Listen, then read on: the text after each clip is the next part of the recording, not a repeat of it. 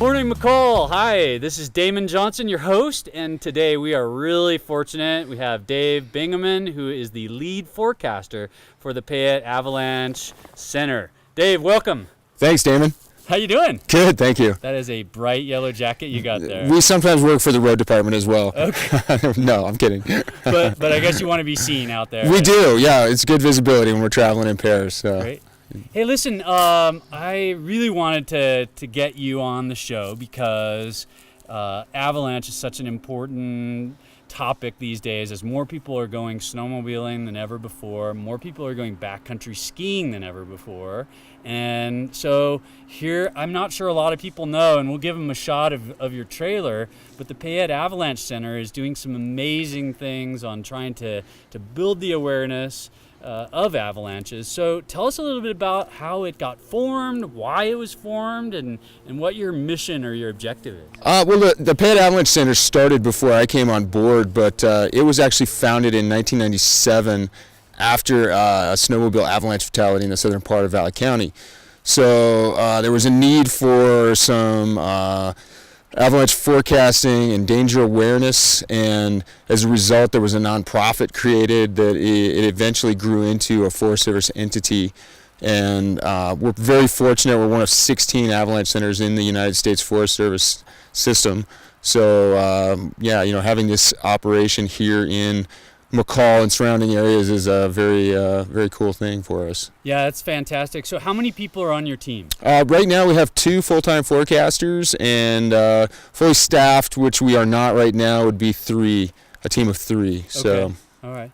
And just, I know we're going to have you back on the show because there's so much to learn on this, and I think what would be great is if we take some of these cameras up with us to where you actually do a cut and show us what you're already doing. And we'll show some videos here today, but I think the goal is really to go out there and see it in person. So tell us what a day looks like when you and your team go up.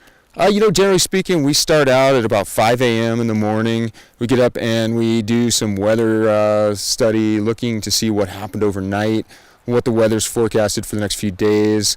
We'll put together a travel plan before we even head out and come up with a very kind of detailed plan of where we're going to go, a route for the day, so that if anything were to happen, people can find us later.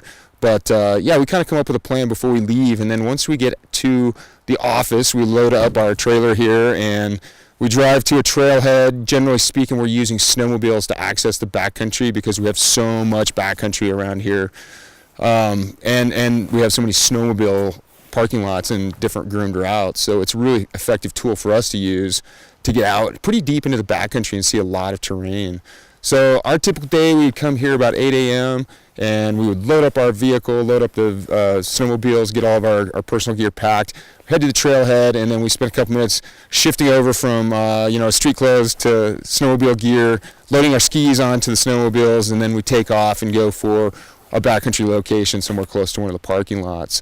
Generally speaking, we try to hit a lot of different areas. So one day we might be over by somewhere on the Warren Wagon Road. Seaside Summit is a great place where we forecast pretty frequently.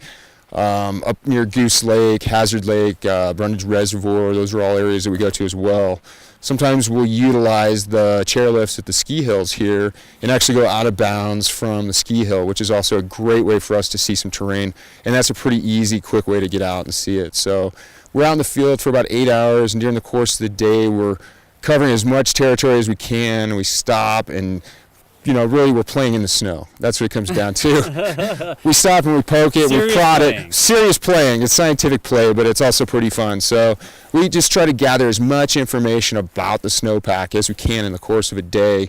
And that's, putting our hands in the snow, jumping off our snowmobiles, jumping off our skis, seeing how deep we're going into the snow, and then there's a lot of digging involved. We're professional shovelers.